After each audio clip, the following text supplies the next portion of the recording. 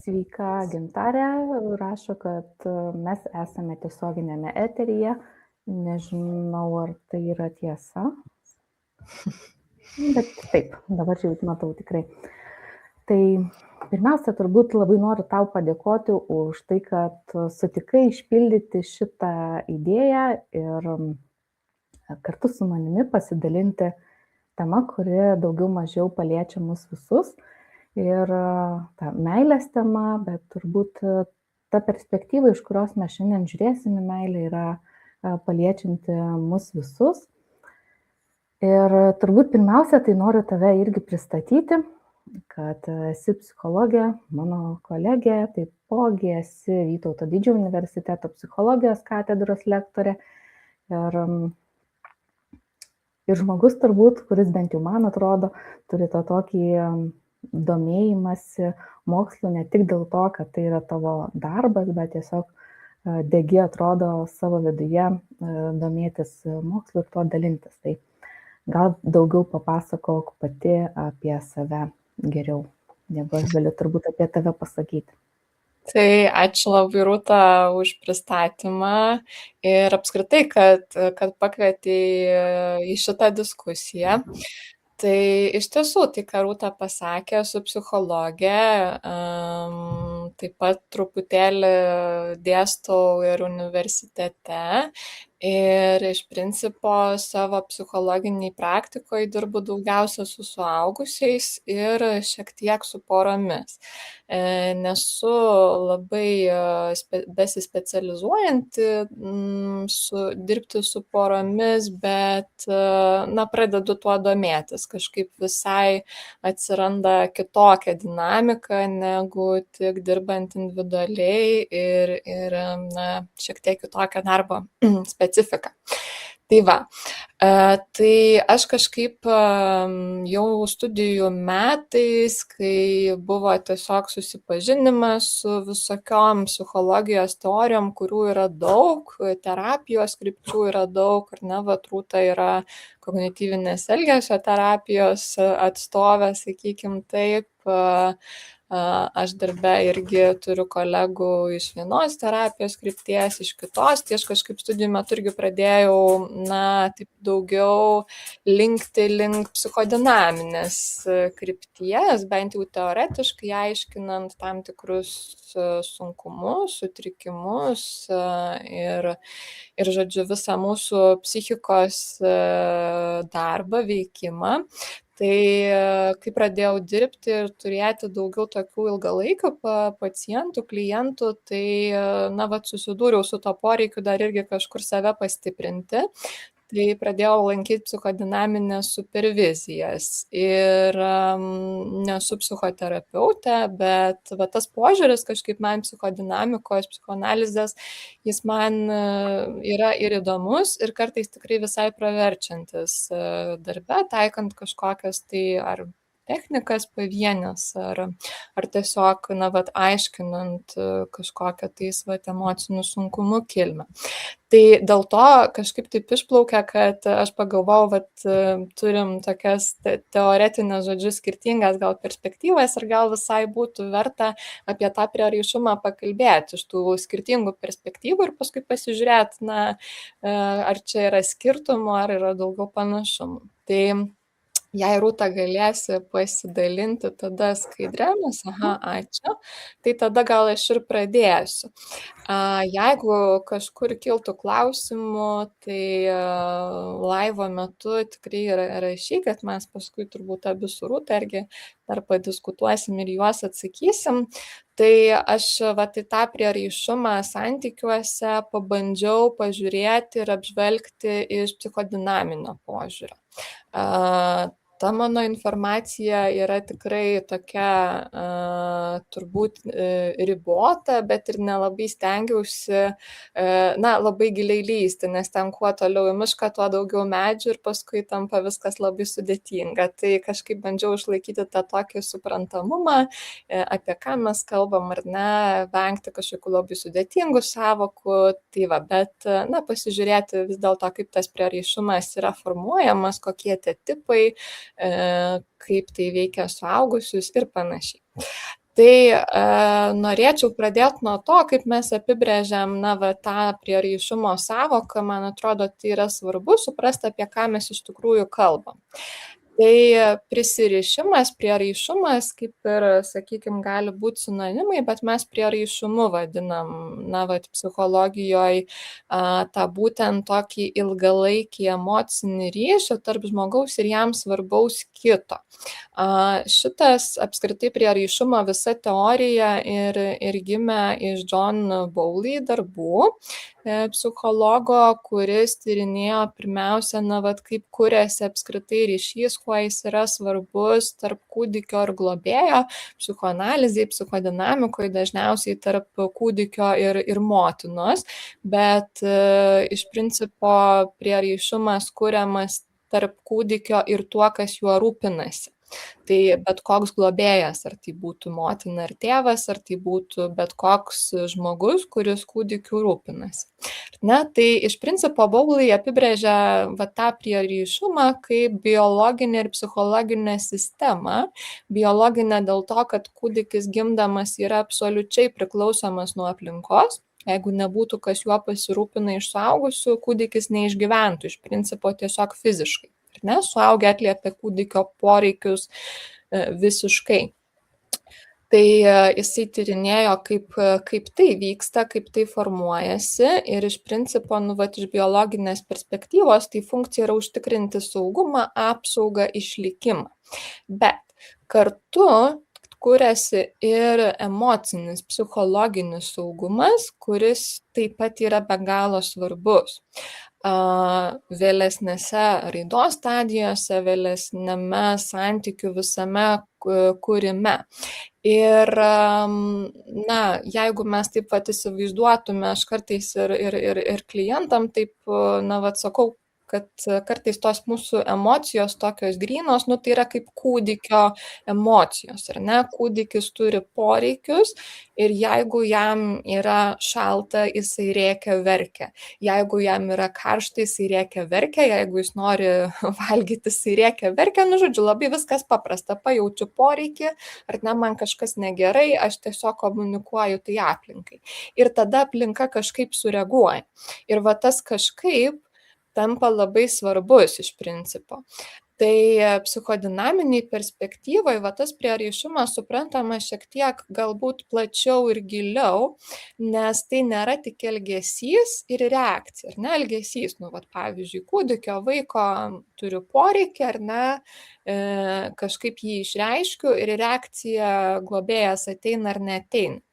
Prieraišumas šitoj vietoj iš principo taip, paprastuoju būdu yra tiesiog to globėjo prieinamumas stresinėse situacijose, bet taip pat tai yra ir kaip formuojama vidinė santykių tokių reprezentacijų sistema. Tai iš principo kaip tai vyksta. Kūdikis patiria globėją, kaip pavyzdžiui, raminanti ar neraminanti, atliepianti jo poreikius ar neatliepianti, o gal kartais atliepianti, gal kažkaip sąlygota, ar ne, gal kažkokį labai neaišku ir šita patirtis iš principo suformuoja tam tikrą emocinį santykio modelį ir tas modelis tampa pirmiausia savęs suvokimo pagrindų savęs reprezentacija. Tai reiškia, kaip reaguojant, sąveikaujant su aplinka, aš suvokiu save. Ar mano poreikiai yra kažkam svarbus? Ar mano poreikiai yra svarbus visur, visada, visiems, visose situacijose? Galiausiai, ar aš esu vertas meilės? Ar aš esu vertas kažkokio artumo? Vaikui bręstant, vystantis, tie klausimai sudėtingėja. Tai iš principo vystosi apie tai, kas aš esu, kaip aplinka, ar ne, į mane reaguoja. Ir kartu kitas besivystantis mechanizmas yra, kaip aš suvokiu aplinką. Tai reiškia, ar tas kitas svarbus man reikšmingas žmogus yra patikimas. Ar jisai mane priima, ar jisai mane atstumia. O gal kartais priima, o gal kartais atstumia. Ir nuo ko tai priklauso, neaišku. Ne? Ir tada, kai mes turim savęs kažkokį tai suvokimą ir kaip į tai reaguoja aplinka, mes kalbam apie santykio scenarijų. Tai reiškia, o kaip tas artumas vyksta? O ar man reikia kovoti dėl meilės, kovoti dėl savo poreikio, atliepimo, ar visada yra kažkas, kas mano poreikį atlieps? Ar ta meilė yra prieinama tada, kada jos reikia? Čia buvo įdomus momentas, kad, aš vėliau pakalbėsiu labai taip glaustai apie tuos prieraišumo tipus, kuriuos gal, ir auditorijai žmonės bus girdėję, bet iš principo čia buvo toks eksperimentas atliktas, kaip vaikai reaguoja į vieno iš tėvų arba to globėjo besirūpinančio asmens išėjimą, kai jis palieka, tarkim, patalpą, o vaikas jau yra toj stadijoj, kai jis gali tyrinėti, jam ne visada reikia suaugusio žmogaus ir iš principo tai vėliau ir lėmė visų tų tipų suformavimą. Nes vieni vaikai, jie jaučiasi pakankamai saugiai, nes jie žino, kad aš visada galiu grįžti pas mamą arba tėtį, jis visada kažkur šalia yra, bet aš galiu ir atsiskirti. Kitais atvejais aš negaliu atsiskirti, nes aš nežinau, jeigu aš atsiskirsiu, tai ar aš turėsiu tą santykį, Tai reiškia, santykio scenarijus kuriasi, kaip vyksta tas atsiskyrimas ir vėl sugrįžimas. Ir visa tai sudaro tą, ką Bowlai vadino tokiais vidiniais darbiniais santykių modeliais, kurie vėliau yra svarbus, apskritai, kuriant bet kokį kitą santykį. Tai čia yra vienas, iš tų prieraišumo, tokių kaip suvokimų. Kitas yra labai svarbus dalykas, kad prieraišumas yra kaip ir emocijų reguliavimo sistema, nes vėlgi kūdikis, vaikas mokosi ir reguliuoti savo poreikius, savo emocijas, poreikiai virsta tam tikromis emocijomis per santykį. Kūdikis pats nesugeba reguliuoti savo emocijų ir tada tuo globėju naudojas kaip reguliavimo tam tikra sistema. Tai reiškia, jeigu globėjas nuramina, pakelia, paglosto, pasižiūri, ar tau šlapia, ar tau šalta, ar tau karšta, ar tu nori valgyti, ar ne, kažkaip nuramina vaiką, atliepia jo poreikį, tai reiškia, vaikas išmoksta ir save reguliuoti. Jeigu ignoruoja, tas globėjas, tos emocijos vaiko kūdikio lieka nesuvaldytos. Ir tada tai tampa arba savireguliacijos gebėjimu, arba sunkumais reguliuoti emocijas, pažinti emocijas ir žinoti, o kaip jas suvaldyti. Gal aš ir save pats galiu nuraminti kai kur, nes žinau, kaip tai daryti. Augant, bręstant ir taip toliau. Tai prieraišumas yra suprantamas ir kaip emocijų reguliavimo sistema. Ir apskritai, tas prieraišumas, galima sakyti, yra kaip asmenybės pagrindas. Tai reiškia, kaip toks asmenybės branduolys, ypač psichodinaminiai perspektyvoje, manoma, kad vis tiek pirmieji 5-6 metai, tos pačios ankstyviausios patirtis, jos yra labai kritiškos santykiui. Tai reiškia, taip kaip į mane reaguoja man svarbus žmogus vaikystėje, taip aš suvokiu, kas aš esu kaip asmenybė, Tai veikia savivertę, tai veikia konfliktų sprendimą, tai veikia saugumą, nesaugumą, tai veikia emocijų reguliaciją, tai veikia santykių kūrimą vėliau. Ar aš einu į santykius, ar aš santykių vengiu, ar aš bijau ir visa kita. Tai iš principo, galima sakyti, kad tai yra kaip asmenybės pagrindas. Čia paskui turbūt galėsim pakalbėti, ar tą pagrindą galima keisti ar ne, bet iš principo, galima sakyti, kad prieraišumas tai visą psichiką organizuojantis principas gali būti, nes mes gyvenam santykiuose. Pavyzdžiui, pagalvokit, kiek santykių savo gyvenime turit dabar. Kažkam esat vaikai, gal kažkas turi savo vaikų, tai yra tėvo vaiko santykis, ar ne, iš abiejų gal pusių. Yra santykis su bendramžiais, su draugais, su pažįstamais, su kitais šeimos nariais. Yra santykiai darbe, ar ne, yra kolegos, yra viršininkai, yra darbuotojai, pavaldiniai, visokie kiti autoritetai, reikšmingi žmonės, na, vat galiausiai prie ko mes prieisim, prie romantinių santykių, bet iš principo tai mes gyvenam santykius. Na, tas posakis, kad žmogus yra socialinė būtybė, tai ir yra apie tai, kad mes iš principo gimstam iš santykio ir patenkam į santykį. Dėl to, nu, va, tas prieraišumas yra tokia kaip bazinė formuojanti mūsų asmenybės pagrindą sistema.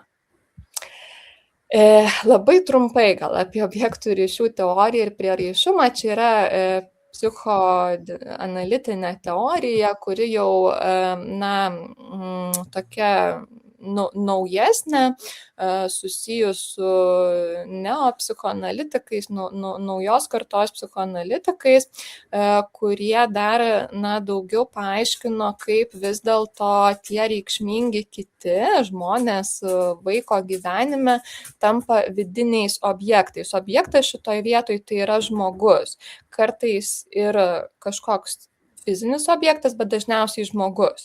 Ne, čia mes vadinam objektų, bet iš principo tas objektas šitoj plotmėj yra žmogus. Ir, na, vat, tas globėjas, tie žmonės, kurie mumis rūpinasi, jie tampa mūsų vidiniais objektais. Tai santykių su globėju tampa vidinių santykio modeliu. Dabar yra tokie kaip du pagrindiniai tipai - išoriniai objektai ir vidiniai. Tai išoriniai bet koks realus žmogus arba daiktas, į kurį žmogus investuoja savo kažkokią emocinę energiją, ar ne? Tai visas objektas, tai žmogus toks, koks jis iš tikrųjų yra. Na, vat, aš esu, Rūta yra, ar ne, tai mes esam du atskiri žmonės, mes turim teigiamų, mes turim neigiamų savybių visokių. Ir jeigu vystymasis vyksta sėkmingai, žmogus geba matyti kitus žmonės kaip visumą. Tai reiškia tokius, kokie jie yra iš tikrųjų, ne, pažįstant, bet kitas polius yra vidiniai objektai, tai mūsų psichologinis ir emocinis įspūdis apie žmogų, ir čia va tie vidiniai objektai formuojas prieraišumo kontekste. Tai yra reprezentacija, kurią išlaikom net tada, kai žmogaus nėra šalia. Ir šita reprezentacija daro įtaką, kaip mes suvokiam kitus žmonės realybėj. Todėl tie vidiniai objektai stipriai veikia mūsų santykius su visais kitais žmonėmis. Čia turbūt iš religijos gal šiek tiek ateinantis dalykas yra, pavyzdžiui, toksai, kad, na, vat, tam tikrose religijose, ar ne, yra sakoma, kad žmonės mirę, žmonės išėję anapilin, jie gyvena mumyse. Tai iš principo čia nesiejant psichologijos su religija, bet tokią galima kaip metaforą paimti, kad iš principo mūsų psichikoje ir mūsų viduje mums svarbus žmonės, jie gyvena. Ir objektų ryšių teorija, vat, man bent jau šitą labai gražiai atspindi, kad iš tikrųjų mes suformuojam va, tuos reikšmingiausius santykius vaikystėje, su reikšmingiausiais vaikystėje žmonėmis, dažniausiai šeimos nariais. Ir vėliau mes tuos vidinius objektus internalizuojam, jie tampa mūsų savasties tam tikra dalimi, tik tais kartais mes į kitus išorinius objektus, į kitus jau realius žmonės projektuojam savo vidinius tuos objektus, ar ne, vidinius santykius su savo reikšmingais žmonėmis. Ir vat kokie tie santykiai buvo, taip mes ir iš principo reaguojam. Čia viskas yra labai supaprastinta. Turbūt, jeigu būtų laiko vien tik apie šitą teoriją, tai būtų galima plėstis ir plėstis. Bet iš principo, na, vat tokia teorija, kuri sako, kad mes viduje nešiojamės, ar ne, vat tuos ankstyvuosius santykius ir jie mus veikia vienaip arba kitaip. Na ir prieikim tada prie tų, vat, aš pavadinau žymiųjų prieraišumo stilių. Kodėl žymieji? Prieinamumo dabar tikrai vat, apie psichologiją yra labai daug, yra populiarioji psichologija, yra dalykinė psichologija, tai mes kaip psichologai mokomės dalykinės psichologijos ir kartais į populiariąją turbūt žiūrim truputėlį skeptiškai, nes gal kartais vat, paprastumo dėlei viskas yra pernelyg paprasta, kodėl aš kažkaip vat, na, apie tai pagalvojau, nes ir su Rūta, vat, prieš tai kalbėjom, turėjau vieną klientę, kuri kažkaip labai, na, vat, atpažino, kad vat, vienas žmogus jos gyvenime greičiausiai vat, turi nesaugų, nerimastingą prieraišumo stilių, tada aš klausiu, o iš ko, ar ne, o kaip čia taip atrodo, kuo tai svarbu ir visą kitą mes analizavom, bet iš principo, na, vat, kartais tas prieraišumo stilius, kuris yra tikrai daug dabar visur socialinėse medijose apžvelgiamas, jisai kartais gali tapti kaip tam tikra etiketė. Na, pavyzdžiui, aš save galiu priskirti, sakykime, prie, save kaip tiesiog, ne Gintarė, bet kalbu apie save kaip pavyzdį. Na, sakykime, prie vengiančio prieraišumo, ar ne, tipo. Ką tai reiškia? Tai reiškia, kad aš visada vengsiu, kad aš negaliu to pakeisti, tai yra mano konstitucija ir dabar aš pasakysiu, ar ne, aš esu Gintarė, mano prieraišumo stilius yra vengiantis ir gyvenkit su manim, bet taip, aš nieko nekeisiu. Tai šitos etiketės kartais gali sudaryti tokį įspūdį, bet iš principo tai yra tikrai tiesa ir tie prieraišumo stiliai yra patvirtinami mokslu, tik tais klausimas, kiek mes juos galim keisti ir kiek jie gali persidengti. Čia gal Rūta irgi paskui plačiau truputėlį papasakosiu iš savo perspektyvos ir iš mokslinių tyrimų, bet iš principo taip, tie prieraišumo stiliai tikrai mums padeda daug ką paaiškinti. Na, tai išskiriamas geriausias scenarijus saugus prieraišumo stilius. Tai reiškia, kad žmogus vaikystėje patiria poreikių atliepimą, ar ne? Vaikas gali liūdėti, kai globėjas išeina, bet jisai nurimsta, kai tas globėjas grįžta. Ne? Ir kai globėjo nėra, vaikas tyrinėja aplinką. Ne? Tai reiškia, kad toksai tu man svarbus ir tu mane nuramini, bet jeigu tavęs nėra, žinau, kad tu vis tiek būsi kažkur. Ne? Tu sugrįši. Tai iš principo, globėjas yra nuoseklus, jautrus, vaikas jaučiasi saugus, jisai gali tyrinėti aplinką ir jis grįžta pas globėją kaip nusiraminti. Ne? Kažką patyrinėjau, man pasidaro neramu, aš turiu kur grįžti. Tai veikia ir suaugusio žmogaus tą susiformavusių prieraišumą, tai reiškia, kad žmogus gali būti artimas ir autonomiškas. Ne? Aš gebu būti ir santykyje, ir be santykių. Ne, tai išpildyti ir tą savo nepriklausomumo poreikį, bet ir artumas manęs negazdina, artumas yra gerai. Kitas atvejis yra nerimastingas, tas prieraišumas, ambivalentiškas. Jis formuojasi iš to, kad globėjas nėra pastovus, jisai kartais būna prieinamas, o kartais ne. Ir tada vaikui, toksai gaunasi netitikimas, bet jeigu globėjas kartais yra, kartais nėra, aš negaliu to numatyti, tai reiškia, reikia labai stipriai prisirišti. Ir kai jisai dingsta, aš nežinau, ar jisai grįš. Ne? Tai reiškia, sunku nusiraminti. Ir tai ateina iš tų atliktų tyrimų su kūdikiais, su vaikais, kad nerimastingo prieraišumo stiliaus vaikai, jie išeina į didžiulį nerimą, kai globėjas pasitraukia. Nes jis nežino, ar grįš, ar ne? Tai toks vidinis modelis, aš turiu kovoti dėl meilės, nes kiti mane gali palikti. Ir suaugus tas gali atsispindėti kaip pavydu, kaip stipriu emociniu priklausomumu nuo kito žmogaus ir labai labai dideliu jautrumu kažkokiam atstumimui. Jeigu kažkas mane palieka, tai jau mane palieka su visam. Bet tiesiog gal žmogus adekvačiai ar ne atsitraukia ir tada aš galiu būti autonomiškas. Tai nerimastingo prieraišumo atveju, yra tokios tikrai labai stiprios netekties išgyvenimo reakcijos. Vengiantis prieraišumas. Vaikystėje globėjas yra emociškai atstumiantis. Vaiko emocijos yra nepriimamos. Gali būti, kad ir vaiko poreikiai nėra pilnai patenkinami. Globėjas pats rodo mažai galbūt emocijų arba nepriima, išstumia vaiko emocijas, vaikas lygiai taip pat rodo mažai emocijų ir vengia artumo, nes artumas skaudina. Ir formuojasi toks vidinis modelis, kad mano poreikiai nėra svarbus, geriau pasilikti ir pasikliauti tik savimi, nes nėra kas manim pasirūpina. Tai gaunasi, kad suaugus, pavyzdžiui, sunku atsiverti. Didelis emocinis atsiribojimas, žmogus vengia būti priklausomas, nes artumas suvokiamas kaip susiliejimas, nepaisant to, kad vis tiek poreikis artumui yra, bet jisai buvo netinkamai atlieptas ir formuojasi tas toksai vengimas santykiai. Dezorganizuotas prieraišumas tai iš principo yra toksai labai labai neaiškus vaikystėje. nes globėjas ir teikia saugumą, bet ir aš jo bijau.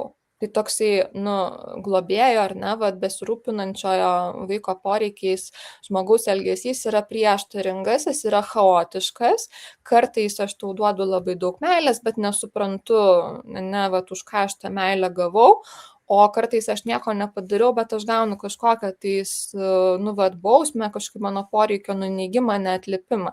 Tai iš principo vaikas irgi yra sumišęs, kartais sustingsta, nes jis nežino, ko tikėtis. Ir vidinis tas modelis santykio susiformuoja toks, kad artumas yra pavojingas, aš labai noriu, bet labai bijau. Tai ne tik tais, kad vengiu, bet toks labai chaotiški santykiai. Ir noriu būti priklausomas, bet ir bijau būti paliktas, bet kartu įsiveliu į kažkokią priklausomybę. Tai iš principo, labiausiai atsispindi per didelius emocinius svyravimus suaugus ir per nestabilius labai santykius. Tai čia yra tie tokie pagrindiniai prieraišumo stiliai, ar ne? Čia aš dabar jau daugiau neišsiplėsiu, nes kaip ir viską pasakiau, čia yra tik tais truputėlį toksai ta viduryje esanti ašis, yra toksai dar detalesnis praplėtimas, kad iš principo dominuoja arba vengimas, ar ne, vienoje ašy vengimas, kitoje ašy nerimas. Tai reiškia, kad tie prieraišumo tipai, jie susiformuoja arba iš to, kad aš daugiau vengiu, arba aš nevengiu, bet patiriu nerimą. Visas tas irgi ateina iš tų ankstyvųjų patirčių ir iš principo taip ir suformuoja. Kodėl man patinka visada tos ašys, nes tai reiškia, kad mes esam kažkokiam taškelyje. Nėra taip viskas į kvadratėlius, ar ne, suskirstyta, kad tu ten, tu gali būti kažkur link. Tie prieraišumo stiliai gali būti truputėlį susimaišę ir čia yra tas mitas, kad to neįmanoma pakeisti. Ar tai įmanoma pakeisti ar ne, iš psichoanalitinės perspektyvos, asmenybės struktūros, asmenybės organizacijos lygio mes negalim pakeisti, bet mes galim per santykį, per terapinį santykį keisti žmogaus reakciją ir iš principo formuoti ir saugų variantą, ne? Taip, išliks kažkokios tai dalis, galbūt kažkokiose situacijose su kažkokiais žmonėmis, bet mes galim didinti gebėjimą išlikti, formuoti saugų santykį, saugiai prisirišti. Tai šitas kartais gali būti toksai kaip tokia labai etiketė, ar ne, ten aš dezorganizuoto prieraišumo, aš vengiančio. Tai yra svarbi informacija, bet tai nereiškia, kad niekas negali keistis. Ir prieinu prie to, kad iš tikrųjų prieraišumas santykiai vis dėlto yra procesas. Turbūt norisi tą žinutę perduot, kad psichodinaminė perspektyva labai aiškiai leidžia parodyti, kad santykis yra kuriamas procesas, o ne spontaniška kažkokia tai būsena. Nėra taip, kad vieną kartą globėjas neatlieps kūdikio poreikio, kūdikis viskas jau nebepasitikės, suvoks aplinką kaip nepriimančią, kaip atstumiančią. Ne, tai yra procesas.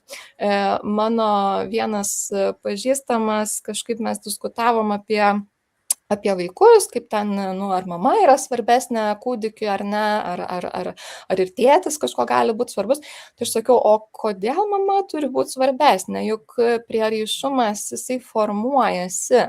Tai reiškia, kad mes turim dėti pastangas, nepaisant to, kas biologiškai yra tarsi ar ne artesnis, bet vėlgi tai yra tiesiog reikšmingas žmogus, kuris rūpinasi vaiku.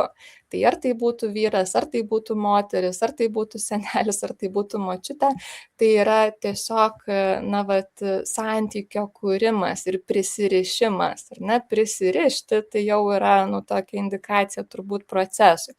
Tai iš principo santykis nėra tik kažkokia emocija, ar ne? Tai vat, jeigu mes jau kalbam apie kažkokio naujo santykio mezgimą jau suaugusio žmogaus raidos stadijoje, tai yra tų dviejų žmonių vidinių modelių susitikimas. Tai reiškia, kad mes kuriam naują kažkokį prisirišimą, naują santykį, tai ten reikia nuolat reguliuotis, nuolat patirti kažką ir prieraišumas formuojas per pakartotinę saugumo patirtį santykyje. Apie tą brandų santykį truputėlį irgi užsiminsiu, bet iš principo, kad vienas žmogus patiria kažkokią emociją, kitas ją išreiškia arba nuslepia ir tada partneris kitas kažkaip reaguoja arba nereaguoja, neatliepia, ar ne? Tai reiškia, sukuriama kažkokia nauja patirtis arba atkartojama kažkokia vaikystės patirtis. Tai vaikystėje tas prieraišumas iš principo formuoja su globėju, o vėliau tai pereina į kitus santykius. Tai iš principo tas pats procesas, tik tai sprendesniam lygmenį, nes mes tą galim ir tada jau analizuoti. Ir tas brandus lygiavertis santykis. Tai kas čia vis dėlto yra? Tai santykis iš tiesų, saugiausio turbūt prieraišumo tipo žmonėms labiausiai gal pasiseka, nes tada yra tas toksai konfliktas sprendžiamas tarp artumo ir autonomijos. Ne? Visuose santykiuose, poros santykiuose, dar kažkokiam kitam santyki, visada kovojam tarp autonomijos ir nepriklausomybės. Tai kai einam į santykį, visą laiką yra šitas momentas, kad tapsim priklausomi nuo kito žmogaus, bet mes negalim tapti 100% priklausomi, ar ne? Mes turim išlaikyti ir savo asmenybę, savo autonomiją tam tikrą. Tai iš tikrųjų tas brandus santykis yra tas, kuriame žmonės gali būti artimi, išlikdami atskirai ir geba išbūti realybę, o ne iliuzija. Reiškia, kad nėra tobulų santykių, nėra santykių be konfliktų ar be kažkokių krizių. Tas tobulas turbūt įsivaizdavimas apie santykius kartais santykį ir sugriauna. Tai yra fantazijos iš principo. Brandus santykis yra visko patyrimas ir kito matymas realistiškai. Tai reiškia, kad aš reaguoju ne tik į savo kažkokią tais patirtį, bet ir matau kitą žmogų. Tai reiškia, kad partneris ir geras, ir kartais nuviliantis, bet aš jo nei labai idealizuoju, nei ten labai stipriai nuvertinu. Lygiai taip pat tai yra gebėjimas išbūti kažkokį konfliktą, kad konfliktas nėra santykio pabaiga. Konfliktas yra santykio pabaiga tada, kai konfliktas yra nesprendžiamas. O tada yra pabaiga. Ir galima nesutarti, susipykti, bet sugrįžti. Va čia tas, ar ne? Vaikų tėvų santykiuose labai gerai atsispindi, kad vaikai ten, jeigu jaučiasi saugus, jie pyksta, jie išreiškia emocijas, bet žino, kad tėtis ir mama manęs nepaliks, nes jie tėtis ir mama. Tai reiškia, kad tariasi, atkuria tą ryšį, sprendžia problemas, tai tas pats yra poros santykiai. Emocinis prieinamumas. Abu partneriai gali ir parodyti savo pažeidžiamumą, ir nebijoti, kad kitas jį sugėdins, ir reaguoti į kito emocijas. Tai tas emocinis prieinamumas kartais yra, toksai, kaip pasakyti, stabdantis veiksnys, kai kurie žmonės tikrai bijo atsiverti, ir tada tai tampa tam tikra kliūtimi, bet vėlgi, jeigu apie tai yra reflektuojama, jeigu tas yra analizuojama, tai galima išmokti prisileisti kitą žmogų, kad jis, mano pažeidžiamumo nepanaudos prieš mane. Ir lygiavertiškumas. Tai abu yra svarbus. Nėra vienas kažkoks gelbėtojas, o kitas tas, kurį reikia išgelbėti. Santykis nėra apie kažkokią galią, konkurenciją, o apie abipusį ryšį. Mes vienas kitam kažką galim duoti. Mes galim būti skirtingi, mes galim būti skirtingų patirčių, bet mes, papildom vienas kitą. Šitą kartais irgi ypač porų konsultacijose tenka akcentuoti, kad tos skirtybės ne visada išskiria. Žmonės pasirenka vienas kitą dėl kažkokių priežasčių. ir tos priežastys dažnai yra tikrai kartais racionalios, svarbios, tik tais tas yra suvokiama, kad skirtybės mus išskirs, ar ne, kartais jos išskiria, jeigu jomis nepasinaudojam, jeigu jos neišnaudojamos tinkama linkme, o išeinama į savo kažkokias atskiras kovos pozicijas. Tai santykis nėra apie kovą. Tikrai, santykis yra apie kūrimą kažkokios naujos kokybės. Ne?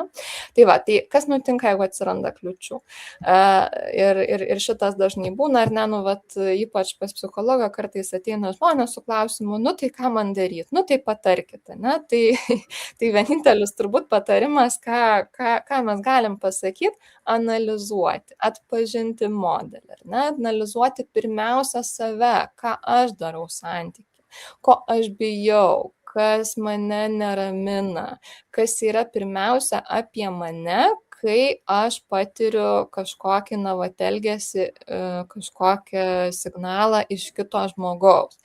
Tai kalbėjimasis apie emocijas, ne tik apie elgesį, kūrimas naujos patirties, ne? Mokymasis atkurti tai, kas nepavyko, tai, kur mes kažkur suklupome, ne? Ir labai svarbu yra toleruoti tuos skirtumus. Čia ta tolerancija nėra apie tai, kad aš esu toks, tu esi toks ir dabar mes čia tiesiog nieko nekeisim, mes tokie esam, jeigu tinka, tai gerai važiuojam, jeigu netinka, tai skiriamės. Tai čia jau labai tokie dideli kraštutinumai, tie skirtumai, jie gali, sukurti naują kokybę, ne? Mes galim išmokti kažko naujo, jeigu mes tai priimam kaip patirtį, kuri augina.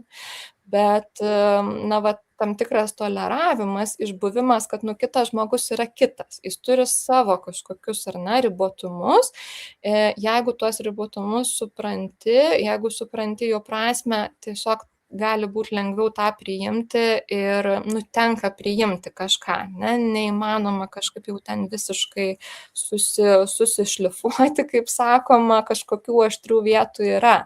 Bet tada klausimas, kaip apie tas aštrias vietas, ar mes prisitaikom. Nes prie to tikrai galima prisitaikyti ir dažniausiai sveikuose santykiuose visada yra dalykų, prie kurių reikia prisitaikyti. Svarbu tiesiog nusibrėžti tam tikras turbūt ribas. Ir čia įdėjau tą tokį communication dėky, kur kartais ir asmeninėse santykiuose tas būna, kad nesvarbu, ar tu esi psichologas, ar tu esi psichoterapeutas, santykiuose asmeninėse visada visko iškyla ir atrodo, kad kalbi, kaip svarbu kalbėti, kaip svarbu analizuoti, bet kartais pats pamiršti, arba nebeskiri tam dėmesio ir tada atrandi, šitą tokią banalią tiesą iš naujo, kad iš tikrųjų tai komunikacija tikrai yra vienas iš esminių būdų tą santykį kurti, auginti.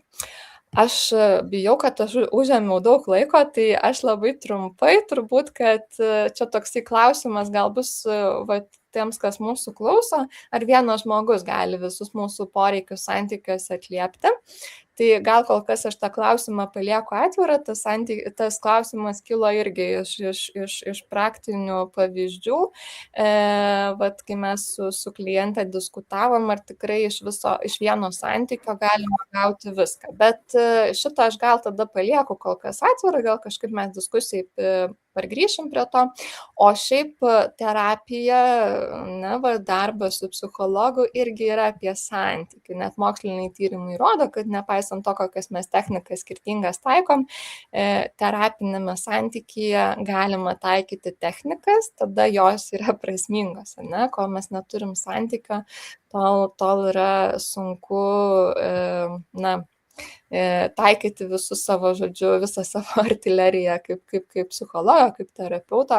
Tai Jalomas kažkaip, psichoterapeutas man visai patinka, nes jis labai gražiai aprašo tą terapinę ribotą profesinį santykį, bet labai stipriai pabrėžia tą santykio prizmę. Tai iš manęs gal tada būtų tiek. Čia jeigu kažkas šiaip turėtų kažkokių klausimų ar kažkokių, ar nežinau, darbo, bendro kažkokių krypčių. Tai o tada aš manau, kad aš jau perduodu žodį Rūtai. Ačiū labai už tokį išsamų pristatymą ir pasidalinimą. Ir kadangi aš mačiau, kad beveik visą mūsų laiką buvo žmonių, kurie mus žiūrėjo, tai labai norisi pakviesti, pasidalinti galbūt tą vienintelę mintimi, kuri jums pasirodė svarbiausia, kuri išliko, kuri užkabino. Nes tas momentas, kai sakėme apie prieraišumą, kad aš galvoju, kad prieraišumas ir ta ankstyvoji patirtis, nors labai dažnai turbūt ir tyrimuose akcentuojama, anksčiau būdavo ypatingai, kad tai yra tas šablonas, pagal kurį mes kuriame santykius ir dabar. Ir vis toliau aš skaitydama šitoj temoje atrandu, kad nebūtinai pasirodo, kad atsiranda žymiai daugiau niuansų ir keičiasi visgi tas požiūris į prieraišumą ir tas pasekmes ir būtent tą šabloną, kurį mes nešamės, pasirodo, kad mes galime keisti. Ir ta mano mintis užkliuvusi man, tai buvo tas, kad tai yra tik mūsų istorijos dalis. Ne visa istorija, bet tai yra mūsų dalis, kurią mes nešamės. Ir aš pratęsiu, labai kviečiu komentarų langelyje pasidalinti, kokią mintį išsinešat iš to, ką Gintarė pasidalino.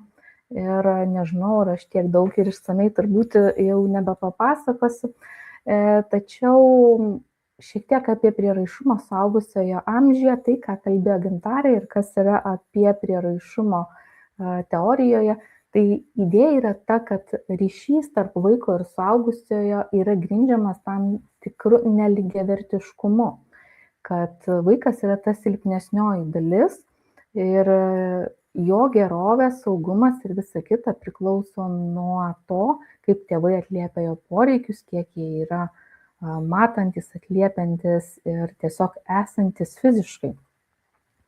Na ir kai mes kalbam apie prieraišumą suaugusiojo amžiuje, tai tas skirtumas ir yra tai, kad aš ir mano partneriai tarpusavyje yra lygiavertiški.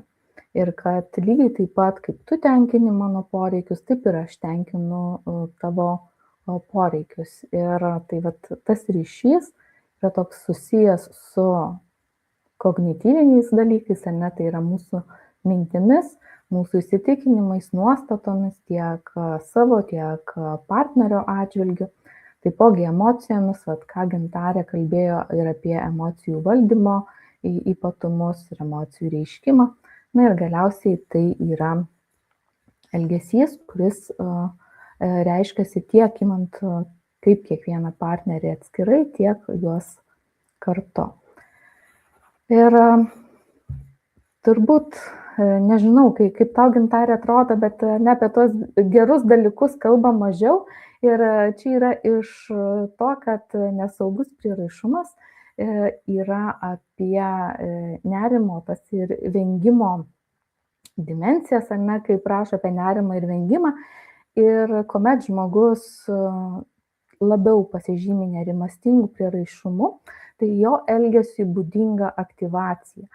Ir ką tai reiškia, kad mes, kai pasižyminėme nerimastingų prieraišumu, labai daug darome santykyje.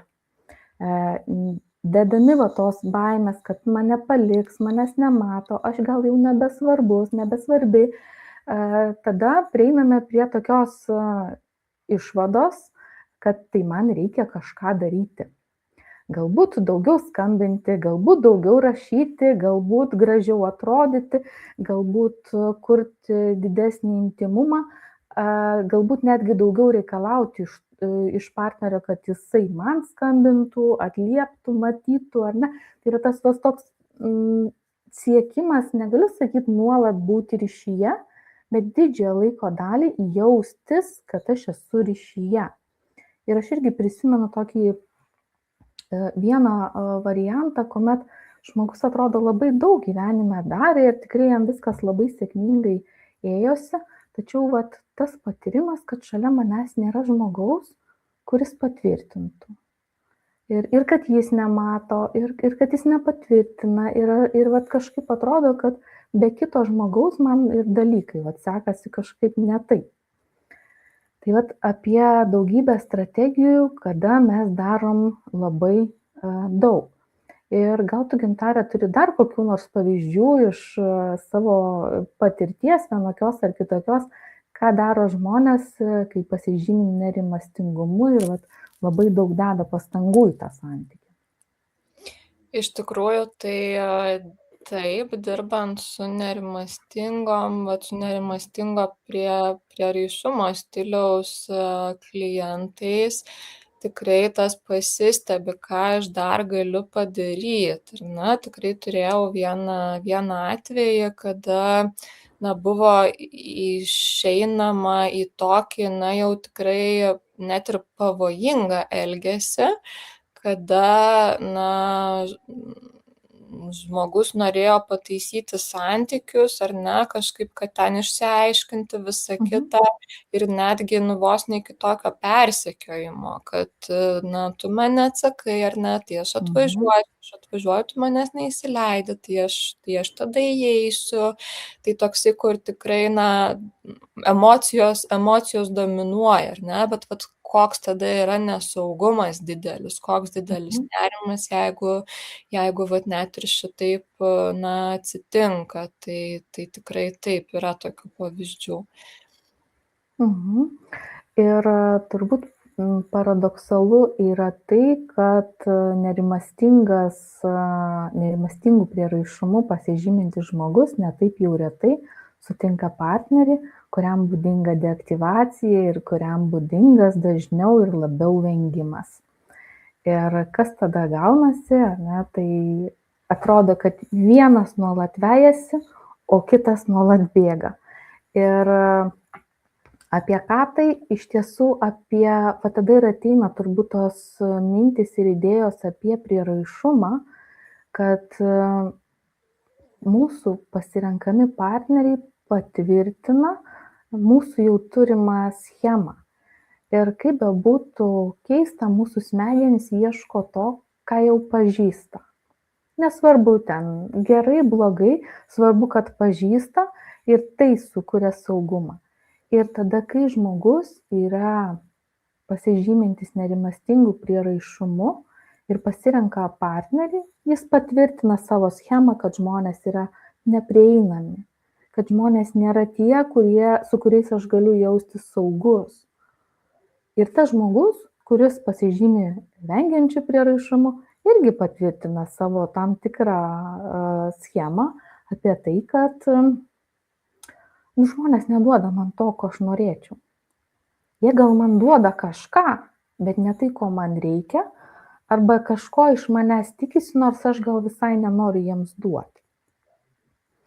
Ir tas deaktyvacijos momentas, tai yra vengiančių prieraišumu pasižymintis žmonės dažnai turi minčių santykė, kad man tai ir nereikia. Man nereikia, žinojau, kad čia nieko ir nebus. Ir toks atsitraukimas. Ir tai yra nei tai sąmoningas, nei tai nesąmoningas turbūt, bet toks nenoras investuoti į santykį, nes santykis atrodo nesaugus. Nerimastingų prieraišumu pasižyminčiam žmogui atrodo, kad nesaugu būti be santykio, o vengiančio tipo žmogui atrodo, kad santykis yra nesaugus ir geriau tame ryšyje su žmonėmis labai ir nebūti. Ir kai mes grįžtame prie to pagrindinio klausimo, tai kodėl kartais meilė tokia sudėtinga, man atėjo mintis apie tai, kad santykius mes galbūt labai apibendriname. Ir turime tą tokį bendrą matą, man patinka, nepatinka, gerai, negerai. Ir pamirštam, kad vis dėlto romantiniuose santykiuose yra begalės ryčių. Ir gali būti, kad tos sritys nebūtinai vertinamos vienodai. Ir tai, ką jūs matot šitoj skaidrėje, yra tik dalis turbūt tų sričių, kurios pasireiškia poros santykyje. Ir aš labai galvočiau, kad būtų galima įsivertinti kiekvieną iš šitų sričių ir įsivertinti, kiek aš esu patenkintas ar nepatenkintas būtent konkrečia sritimi. Ir dar aš už šonę parašiau, kad vis dėlto, kai mes santykiai ir pasitenkinimas santykiais irgi nėra kaip ir prieraišumas, nebūtinai yra statiškas ir ta etiketė tokia, kurią užsidedam nuo vaikystės, taip ir pasitenkinimas santykiais irgi nėra statiškas ir iš tiesų kinta. Ir vertėtų pagalvoti dar apie kontekstą, tai yra kas vyksta, su kuo mes susiduriam atskirai kaip žmonės poroje, su kuo mes kaip pora susiduriame, galbūt kažkokių tai sunkumų yra šiuo metu ir mums irgi tenka su tuo tvarkytis, todėl kažkokios galbūt tos sritis iš tiesų nukenčia. Ir taipogi pažiūrėti į laiko perspektyvą, kiek mes jau nuėjome, kaip atrodė tas mūsų kelias ir kas buvo tada, kai buvo vienaip ir kas yra tada, kai yra kitaip. Ir šiek tiek įdarbinti galima save ir tiesiog patyrinėti, užsirašyti savo sritį, galbūt iš tų, kurias aš rodžiau, galbūt kažkas kito ateis į galvą ir patyrinėti savo poreikius ir lūkesčius būtent konkrečiai sričiai. Ko aš tikiuosi ir kaip man atrodo galėtų atrodyti kiekviena iš šitų sričių. Taipogi patyrinėti vėlgi tam tikrų aplinkybių kontekste, laiko kontekste, kiek mano poreikiai šiuo metu jau yra atliepiami. Ir galiausiai, ką aš galiu padaryti ir ko man dar trūksta iš partnerio. Ir turbūt prieraišumas čia sužaidžia tame, kad vienu ar kitu atveju, galvojant apie prieraišumą, išlenda tai, kad man labai daug reikia tam, kad kitas padarytų ir mes šiek tiek gal nepakankamai įvertinam ir nustumėm iš šono tai, kad mes patys galim dėl savęs padaryti kažką tai ir savo turimus poreikius ir patys patenkinti, kad nebūtinai mums reikia laukti, kada kitas žmogus mums suteiks saugumą, pripažinimą, kad mes jau ir patys galime tai padaryti. Ir tada galėsime atskirti, kas nuo mūsų priklauso, kas nepriklauso nuo mūsų ir ką mes galime padaryti patys ir ką galime paprašyti partnerio padaryti dėl mūsų. Na ir aš kažkaip gal pravažiavau, sugrįžtu į pradžią. Tai yra 2 knygos, aš labai mėgstu pasidalinti knygomis. 2 knygos, kurios yra lietuvių kalba ir aš galvoju, kad prieraišumas yra panašiai kaip vairuotojo teisės, kad jeigu mes susipažįstam su prieraišumu, daugiau ar mažiau, tai mes jau turime labai nemažą bagažą žinių, kaip veikia santykiai, kaip veikiame mes tuose santykiuose ir kodėl vis dėlto kartais nutinka ar nenutinka kažkokie tai dalykai mūsų santykiuose. Ir jeigu patyrinėtume, tai pamatytume, kad prieraišumas visose gyvenimo srityse, kaip Gintarė sakė, kur mums tik betektų susidurti su žmonėmis, ten kažkaip išlenda tas prieraišumas ir per jausmą, per santykį, per rezultatą tam tikrose santykiuose, kas vis dėlto čia sužaidžia ir kaip mes jaučiamės ryšyje. Na ir galiausiai šitas santykių inventorius yra iš antrosios knygos, aš gal jį šiek tiek pakeičiau apie prieraišumą ir patyrinėti savo gyvenimo ir santykių, romantinių santykių šiuo atveju istoriją. Tai net ir nesvarbu, ar jūs turėsit ar neturėsit, gal net nesvarbu, ar buvot ar nebuvot realiai santykėje su kitu žmogumi, bet net jeigu turėjote jausmą kažkokiam žmogui, tai patyrinėti šitą žmogų kaip savo gyvenimo patirtį, kaip variantą, ar ne, tai yra partnerio vardas. Ir pirmiausia, tai yra kokie santykiai yra, ar buvo, ar kokius modelius prisimenu. Ir Gintarė šiek tiek užsiminė apie tą keto perspektyvą, tai gal aš jos labai čianai tiesiogiai taip ir neįtraukiau, bet vat ta mintis, kas vis dėlto iš to, ką aš galiu prisiminti, iš savo ankstyvųjų patirčių, iš santykių su tėvais, santykių su draugais, galbūt kai aš buvau vaikas, kas vat tuose santykiuose kiekvienu atveju irgi taip, kaip aš sakau, suskamba. Aha, nu kažkas panašaus, ne, kartais galbūt net galim pasakyti, blemba, bet man vat visą laiką kažkaip vat gyvenime taip nesiklosto. Arba va, tai mane kažkodėl visą laiką palieka, arba nu vat kažkaip tie santykiai man nesikuria. Tai vat apie tą ir patyrinėti, kas vyksta, kas vykdavo, kas yra panašaus tuose santykiuose. Taip, tai nesaugaus prieraišumo vidinis darbinis modelis ir principai. Tai yra, kai Gintarė pristatė prieraišumo stilių, tuos esminius požymius ir tuos punktelius, tai vat pabandyti pasižymėti, o kas čia tinka iš to man, kas yra apie mane.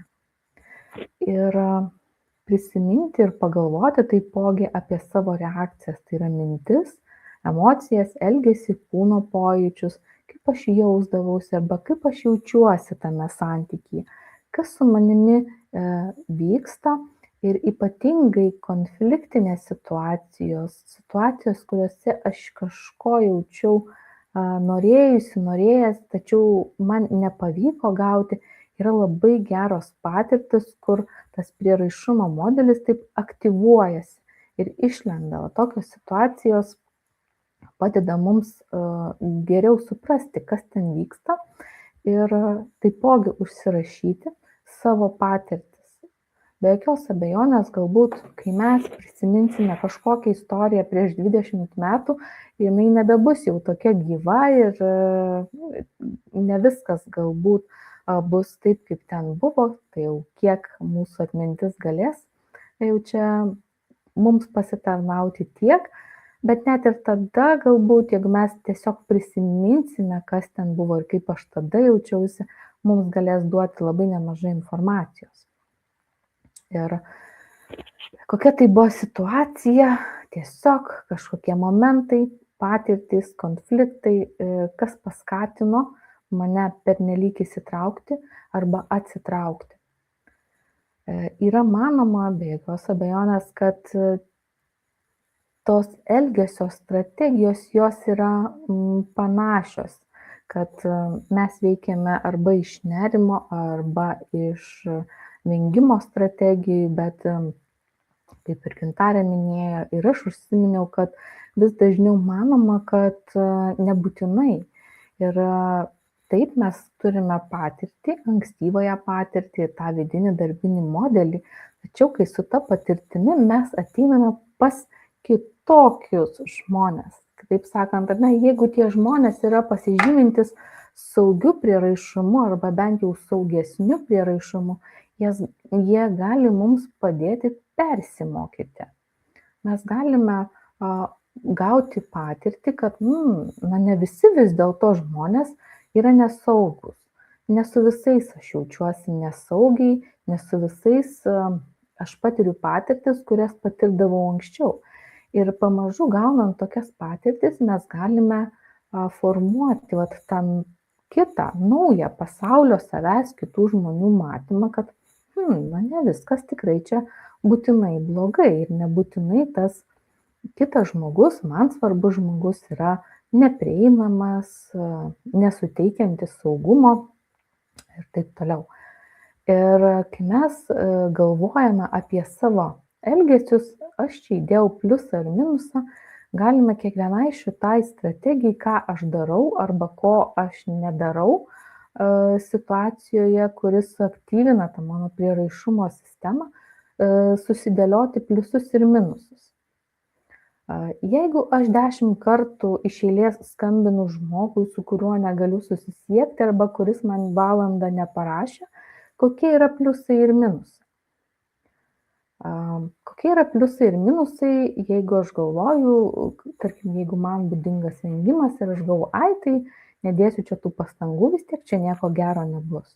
Kokie yra pliusai ir minusai nedėti pastangų? Ką man tai duoda ir ką tai atima?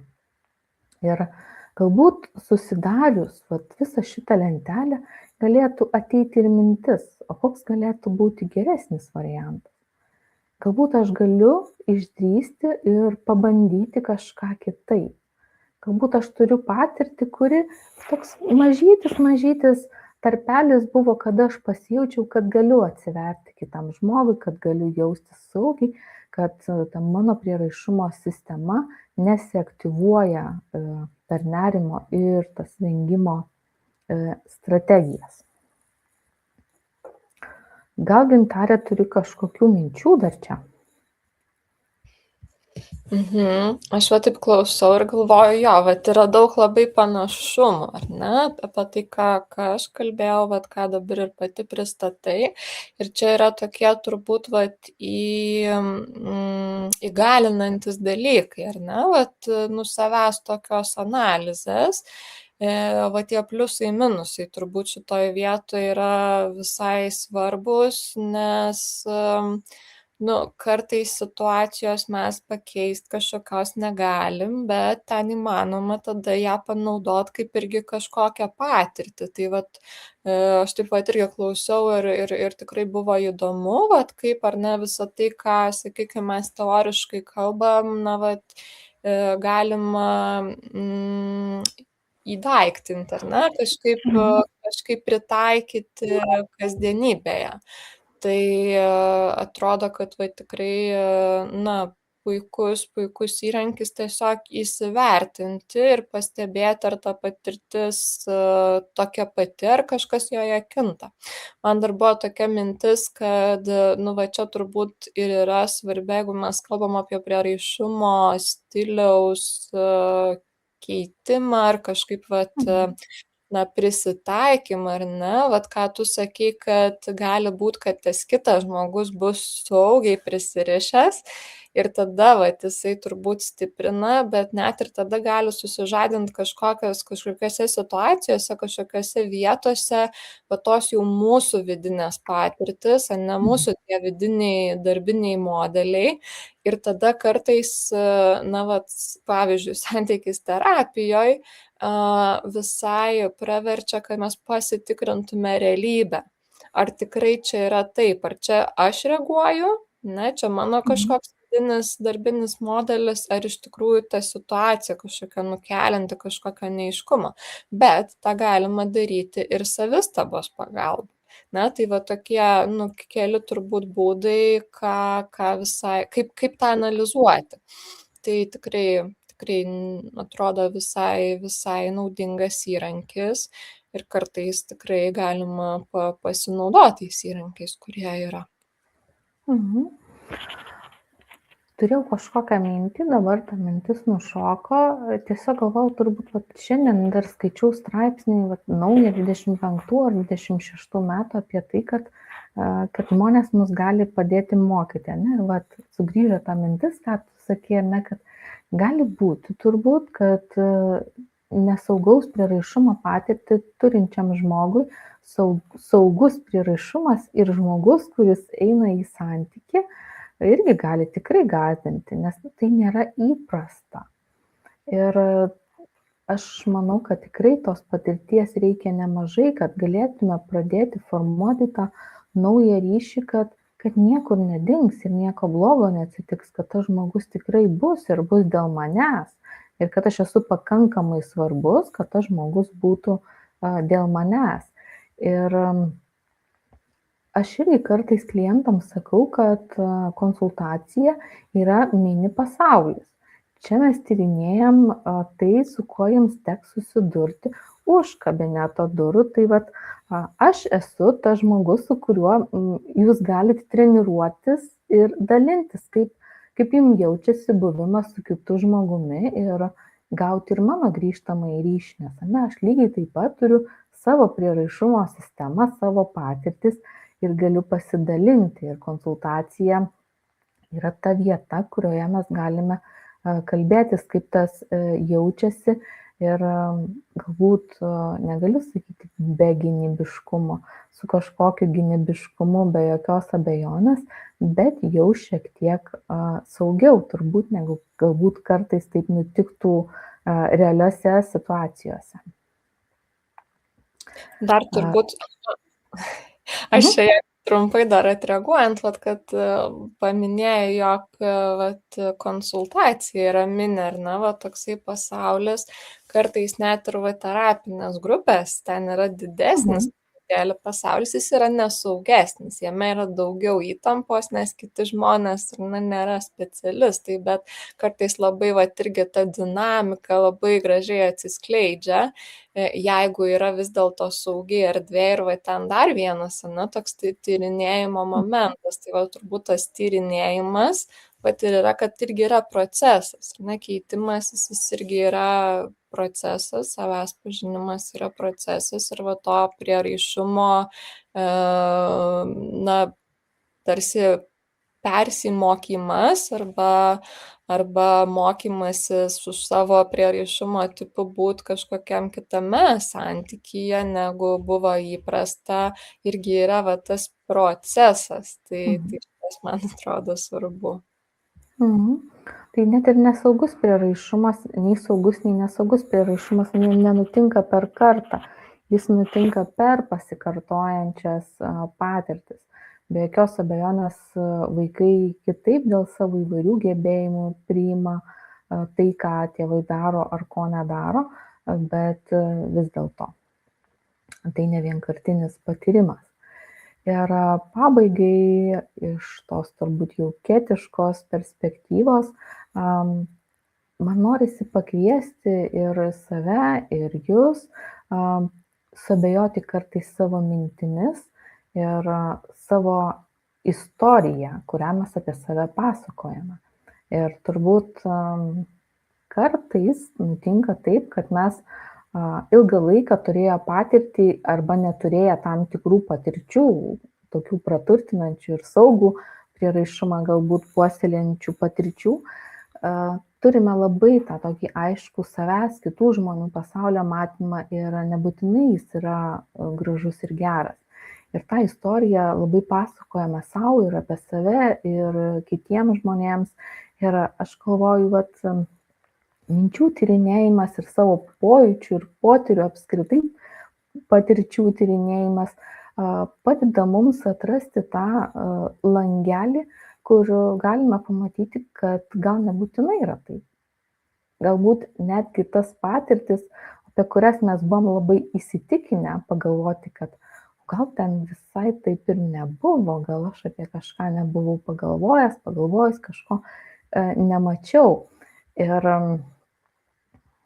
tai tokie mąstymo klaidos ar mąstymo ypatumai, kada mes galbūt esam pernelyg kategoriški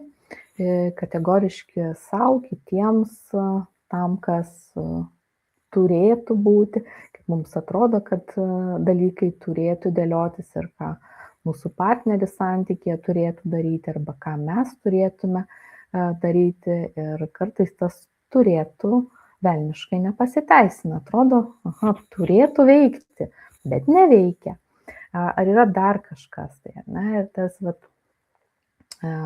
abstraktus mąstymas taipogi, kaip ir bandėm išdalinti, kas yra pasitenkinimas santykiais ir ar meilė tikrai visada sudėtinga, bet jau vien tas klausimas yra apie mąstymo klaidą, kad priminti savo, kad dalykų visada arba niekada didžiąja dalimi nebūna, vis dėlto būna žymiai daugiau sudedamųjų dalių ir kartais vis dėlto mūsų patirtis lemia ir tą katastrofišką mąstymą ir tą patį blogiausią scenarijų, kad jeigu jau kažkas neatsitinka, ko aš norėčiau, ypatingai nerimastingo prieraišumo atveju, tai jau mes kuriame scenarijų ir savo galvoje patį baisiausią filmą, kas tada bus. Tai turbūt supyko, turbūt dabar bus konfliktas, turbūt per tą konfliktą mes taip susipyksim ir jau beveik kraunamės daiktus, nes kartu turbūt nebegyvensim. Tai apie tą katastrofizavimą. Pernelyg smerkiantis, tai vis dėlto savęs arba kitų kaltinimas, nepagristai pesimistiškas, tų neigiamų aspektų akcentavimas, kaip ir pradžioje minėjau, kad įsivertinti, ar tikrai visos gyvenimo poros santykių sritis, kokiame lygyje yra ir kas ten vis dėlto vyksta, gal ten to pasitenkinimo kažkur yra žymiai daugiau, negu iš pradžių gali atrodyti. Pernelyg iškreiptas mąstymas apie užuominas, apie išvadas, jeigu tu padarei ar nepadarei kažką, tai turbūt jau reiškia tą ir aną. Subjektyvus, lengvabūdiškas. Čia gal norisi stabtelėti. Mes galbūt kalbėjome tą kryptimį, kad dėl santykių galima padaryti ir juos galima kurti, taisyti, puoselėti ir panašiai, ar ne? Bet turbūt būna situacijų, kada geriausia tos santykius, ką galim padaryti, tai yra nutraukti.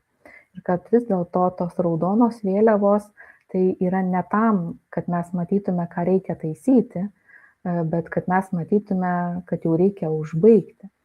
Ir labai turbūt norėtųsi greitai, gerai ir teisingai savo atsakyti, tai kuria kryptimi čia sukti, ar čia dar taisyti, ar jau nutraukti. Tai kiekvienas turbūt mūsų turime tam tikrų požymių rinkinį, kada jau nusprendžiame, kad šito aš nebetoleruosiu, bet tai, apie ką Gintarė kalbėjo, ten turbūt tie tokie 5 punkteliai buvo, ar ne, kas santykiuose gerai, jeigu būna. Ir tada galime ir juos įsivertinti, ir savo asmeninius kriterijus, apie ką man yra geri santykiai ir ko vis dėlto aš nenoriu santykiuose. Nes kartais, ar ne, tas idealistinis matymas trukdo mums pamatyti, kad ne viskas yra taip, kaip atrodo. Ir galbūt net aš taip irgi tokiais kažkokiais kraštutiniais pavyzdžiais galvoju, bet kartais turbūt aš labai atsimenu saviveiksmingumo temą ir galbūt jinai tiktų ir prie nerimastingo prieraišumo, kad aš galiu pataisyti santykius, bet man tik reikia įdėti daugiau pastangų. Ir kartais visiškai nepasiteisina tas pastangų dėjimas, nes ne apie pastangas, apie kai kuriuos dalykus, kurių mes iš tiesų nematom. Ir ta mūsų prieraišumo sistema, tas šablonas mus veda vis dėti pastangas, tos taisyklės, kad jeigu aš daugiau pasistengsiu, tai turbūt mane mylės. Ir ta taisyklė gali būti visiškai neteisinga ir visiškai nepasiteisinanti, kad galbūt man būtent reikėtų nedėti pastangų, kad mane pamatytų, kad įvertintų mano pastangas ir kad santykis vis dėlto taptų lygiavertiškesnis. Nes tos svarstyklės labai jos nusikreipia į vieną pusę, kai aš dedu daug pastangų ir aš kartais net sakau moterim, girdžiu, kad laikote kampus 4 ties lubom ir ties grindim. Kažkaip tektų atsitraukti ir palikti tą vieną kampą. Tai sukuria tokią išsibalansavimą. Pernelyg reiklus, orientuotas į komfortą, kaip ir tu, Gintarė, minėjai, kad nebūtinai santykiai visą laiką bus tik tai vasario 14. Ir Valentino diena, ir atostogos, ir šventės, ir kiti dalykai. Tai visko būna santykiuose ir tai yra irgi apie pusiausvyrą, kad visko nutinka ir tame visakame mes mokomės eiti toliau.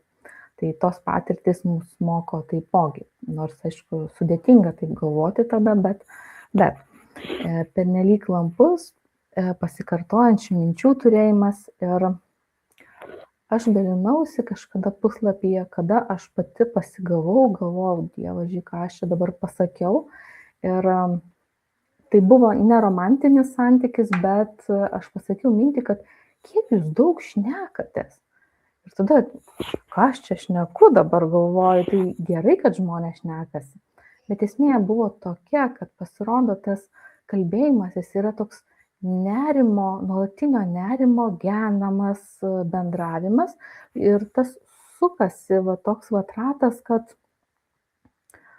tame kalbėjimasi atsiranda dar daugiau priežasčių kalbėtis. Ir tada tiek daug neaiškių dalykų, iš kurių niekaip nepavyksta išeiti. Tai kalbėtis be jokios abejonės yra labai labai svarbu, bet tas kalbėjimasis turi irgi kažkur turėti kaip žiedė, kad kažkur išvažiuotum, kažkokį tai išvažiavimą. Neaišku, kiek kartų ten, aišku, apsukti galime, bet vis dėlto kažkur turėtų būti tas išvažiavimas. Na ir pernelyg painus, tai vėlgi čia panašus dalykai, tai yra atitolimas nuo realybės ir santykių visaip kaip turbūt vertinimas, matymas, galbūt kartais ir tos realios situacijos nepripažinimas. Tai vagi, tiek aš norėjau jums parodyti, tai labai kviečiu. Aš tikrai žinau, kad sudėtinga tas lenteles kartais pildyti, bet galime pabandyti, jeigu labai nesinori rašyti, tai savo galvoje kažkaip užsipildyti, pasigalvoti ir sustruktūruoti, nes tos patirtis, kurias mes nešamės, irgi ta tokia mąstymo klaida, toks apie viską, labai daug apie viską, ir kai mes truputėlį jas sudėliojam į lentynėles, jos vėl pradeda kažkaip kitaip atrodyti. Ir tai, ką sako mokslas sako, kad mūsų vaikystės patirtis turi atitinkamą poveikį mūsų dabartiniams patirtims, bet lygiai taip pat yra ir ta niša, tas kablelis, po kurio dedame ir tolimesnį sakinį, kad tikrai yra išimčių ir mokslas, ir praktika, aš manau, rodo, kad mes galime keisti savo patirtis, integruoti ir turėti tiesiog savo gyvenimo istoriją, o ne kažkokį tik tai jau iš anksto sukaltą šabloną, pagal kurį mes gyvenam. Labai pritariu. Aš kartais pati įsivaizduoju, ilgalaikį konsultavimą, sakykime, ar terapiją, kaip tokį, procesą, kur mano kaip psichologo tikslas yra patyrinėti, paanalizuoti, kartais pristabdyti klientą ir trupučiuką čia gal sustojam, pasižiūrim, apžvelgiam, pasitikrinam irgi, kas čia yra iš praeities, kas čia siejasi su dabar, ar tikrai taip pat yra, o gal taip tik atrodo, gal kažkas iš tikrųjų susiaktyvina ir iš principo, ir mano supervizorė taip sako, grąžinti žmogui tą vietą, kurioje jis buvo, nes aš tai kažkaip nuoširdžiai tikrai manau, kad kiekvienam žmoguje yra resursų ir tikslas yra pasianalizuoti tas kliūtis, kurios nebeleidžia gyventi, kurti santykį, sakykime, irgi kokybiškai, arba kartoti vis tą pačią patirtį. Ir tas kliūtis paanalizuoti ir tada pasižiūrėti, kokiegi ten yra resursai. Ir kartais tais resursais, kai atrandi, tai reikia ir naudotis. Kartais man atrodo, kad mes tos resursus užmirštam, kad praeitį yra ne tik tais visokių traumų, blogų patirčių, bet ir resursų, nes vėl mes paimkim dar kokią ten terapinę kryptį, kuri sako, kad žmogus pats su viskuo susitvarkė iki dabar, ar jis ateina į psichologo konsultaciją, ar jisai, kalbasi apie tai su kažkuo kitu, ar jis pats apmąsto visus savo sunkumus, bet jisai kažkaip visus tos sunkumus perėjo. O tai kaip? O tai kas ten padėjo, ar ne? Tai, man atrodo, santykyje, vat kartais irgi porų, ypač vat konsultacijose, mes tyrinėjam ne tik tas patirtis, kurios privedė prie santykių krizės, bet ir tas patirtis, o kaip tos krizės anksčiau buvo įveikinėjamos. Gal ten yra irgi resurso ir tada kas nutiko, kad to resurso nebeišeina panaudoti, ar ne? Bet gal resursas, gal būdas buvo visai geras, arba tą būdą tik tais reikia kažkaip, kitaip, ar ne, pasižiūrėti, gal kažką reikia pridėti, gal kažką reikia atimti. Bet nagrinėjom irgi tas sėkmingas patirtis, o kaip čia taip jūs, ar ne, išgyvenot tos 10, pavyzdžiui, metų, ne?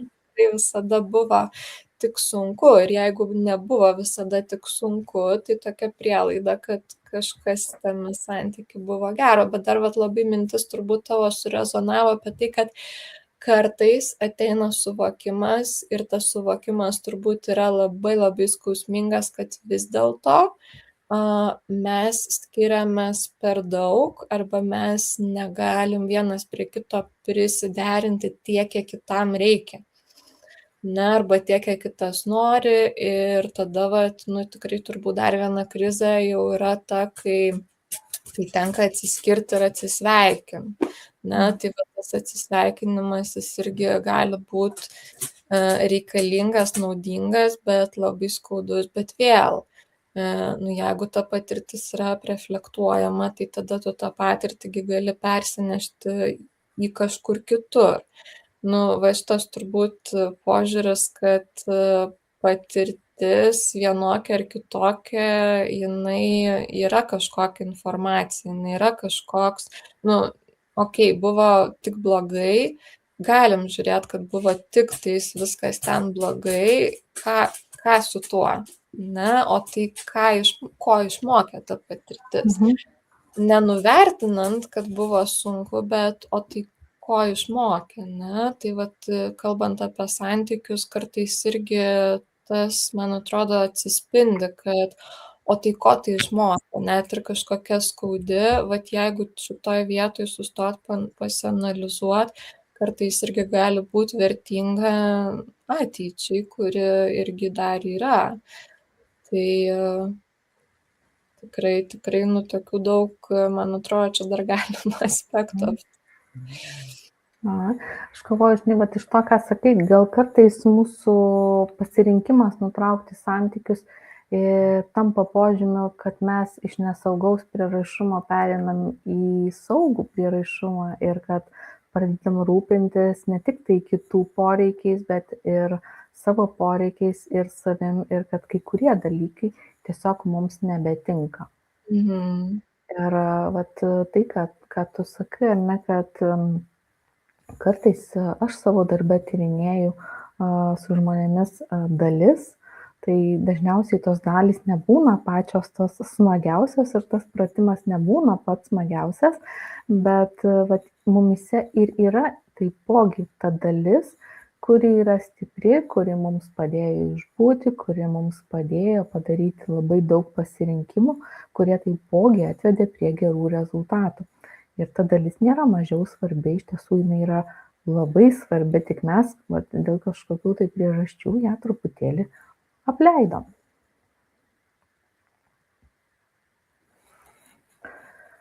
Taip.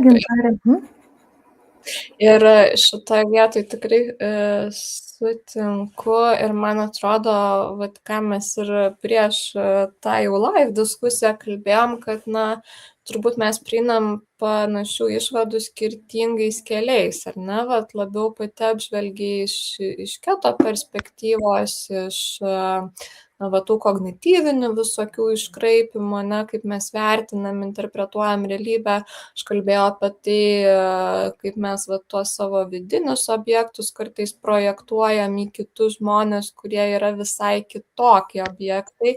Tai atrodo, kad išvados vis tiek prieinam kažkokios panašios, gal skiriasi tik tais kelias, kuriuo mes ateinam. Ir na, vat, tam tikri metodai, ne, kaip mes su visu tuo, žodžiu, dirbam ir tvarkomės. Dar dalinaisi knygų rekomendacijom. Aš irgi vieną knygą noriu labai parodyti, nes neįdėjau jos į skaidrę, bet kadangi turiu fizinę knygą, tai va čia yra tokia knyga Pagrindinės baimės formos. Fritz Riemann yra autorius ir čia yra naujas leidimas, nes buvo tik tais labai labai sena. Aš tą knygą skaičiau 3 kartus. 3 kartus dėl to, kad kol nestudijavau psichologijos skaičiau ir ten buvo man gan sudėtinga. Paskui, kai studijavau, gal 1-2 kursą pasiėmiau iš universiteto bibliotekos, tada skaičiau, man atrodo, oi, kaip čia viskas paprastai surašyta ir dabar vat, vis atsiverčiu kai kurias vietas, tiesiog vat, irgi kažkaip savo priminti, kartais pritaikyti ir darbe savo praktiniams su klientais. Tai šita knyga vadinasi Pagrindinės baimės forma. Ir vat, kodėl šitam kontekste man šita knyga atėjo į galvą, nes šitoj knygoje yra aptariami 4 neprieraišumo stiliai, bet 4 asmenybės tipai arba asmenybės struktūros. Ir prie kiekvieno to vat, asmenybės tipo yra vat, vieno tipo asmenybė ir meilė. Ne, tai kaip yra formuojamas santykis. Ir gali būti, kad kartais vat, tos baimės, ne, kurios mumyse yra dėl ankstyvųjų patirčių, dėl prieraišumo galbūt tipo ir dėl to, kokia vis dėlto vat, irgi prieraišumo kontekste mūsų ta asmenybės struktūra susiformavo, kaip tai veikia santyki su kitu žmogum. Ir gali būti, kad kartais iš tikrųjų vat, mus veda tam tikros baimės, bet jeigu tas baimės pavyksta atpažinti, tada tą baimę galima jau kažkaip integruoti ir nuo jos kažkiek bandyti ją suprasti, bet ir kartu įveikti. Na, tai vat šita knyga tikrai kartais padeda suprasti ir save geriau, ir kitą. Nes vat kartaisgi būna, kad vat kitas mane taip erzina, tiesiog, vat, nesutampam kaip asmenybės, negi toks ir posakis yra.